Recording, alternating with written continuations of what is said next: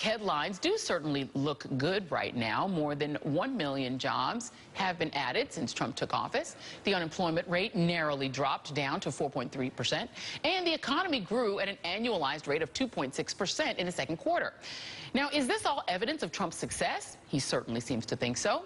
But since Trump hasn't actually implemented any policies affecting the economy or passed any or signed any legislation related to it, does he really deserve the credit? Well, joining me now to debate this is Tim Doescher of the Heritage Foundation and Austin Goolsbee, the former chairman of the Council on Economic Advisors under President Obama. Thank you both for being here. This should be fun. All right, so Tim, I'm going to start with you because you wrote a piece in the Daily Signal, which is a conservative news website. This is what you wrote about the strong jobs report for July, and it says it gives Trump momentum for tax reform.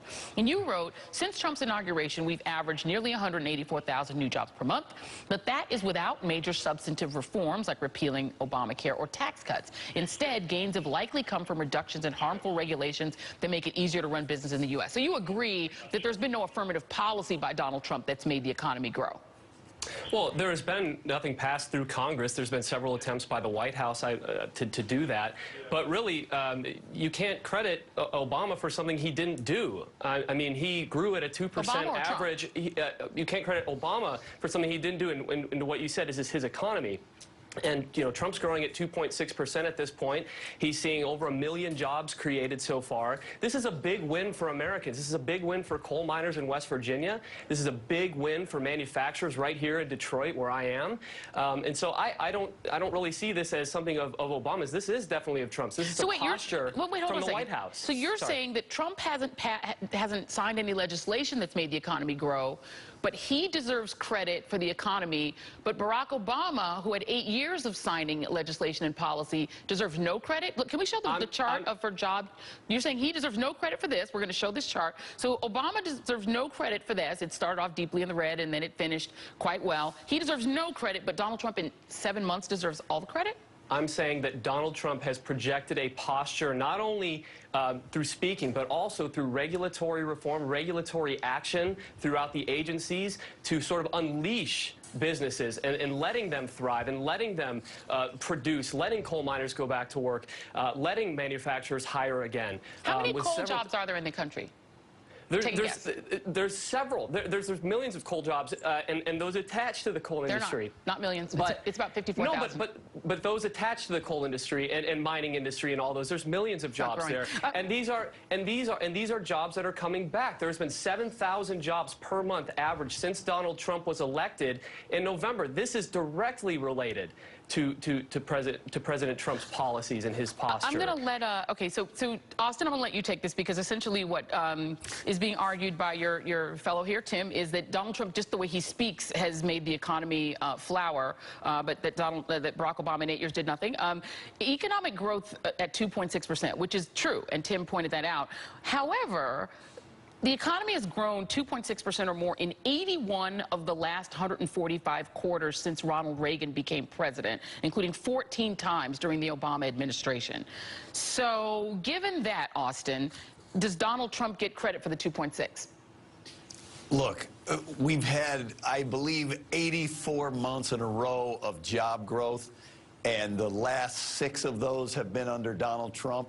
And I mean, it's like a guy built a house and sold it to someone, and that person walked in and turned the lights on. It's like, look at this house I built. If you take the job creation under Donald Trump, it's actually slightly slower than the equivalent just last year. So the first 7 months of last year, we added more jobs than we have in the first 7 months of this year. I would say the economy, overall, most of the economy, as you know, has nothing to do with Washington. To the extent that it does have to do with Washington, it's totally obvious this is merely a continuation at exactly the same rates as what happened under Barack Obama. And I would simply point out that when it happened under President Obama, it was Donald Trump himself saying, you can't trust the statistics. These are all lies. There aren't this many jobs getting created.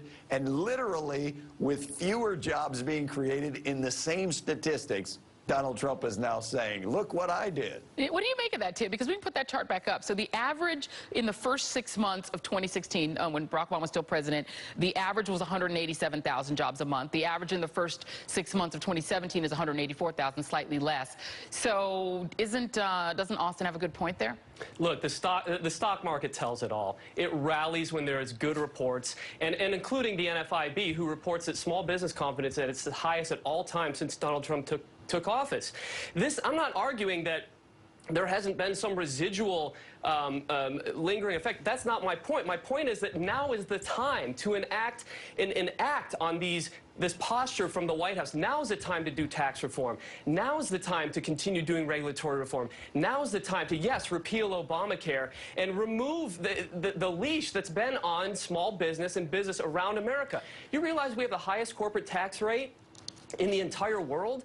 Now is the time to act on that. Now is the time to dig in. We're seeing these numbers respond. That's my whole point. But if there was higher, hold on, if there was higher Look, my job point growth is we've added 15 million jobs since Obamacare was passed, and now the approach is, hey, let's do the opposite. Look, do you actually think that if we do the opposite and we go back to the old well of let's cut taxes for billionaires and let's try to do the things that George W. Bush did before the economic recession, that will give us a different outcome this time than the last time it did? Now, look, Austin, you know better than anyone when Reagan did exactly what I am advocating right now. We didn't see 184,000 jobs average. We were seeing 400,000 jobs a month. We know this works. We know what happens when you cut taxes. Your timing's a little confused. We know what happens. If you recall, the reason that we had a massive boom in 1984 is because Paul Volcker cut the interest rate by 10 percentage points in the run-up to that boom. When George W. Bush most recently did exactly the thing that Donald Trump is proposing, we had the weakest recovery on record, followed by a massive recession. And didn't we have a recession in 82 and 83 as well after Ronald Reagan cut his sort of huge slashing budget as well? I want to just put up one, this is E10 for my producers. This is the employment growth in the economy. This is the change since June of 2009. You see that blue line? That's full-time employment really going up high. We also have seen finally income growth start to go in the right direction. I think we have that chart as well. So we are seeing numbers that began going in the right direction under President Obama.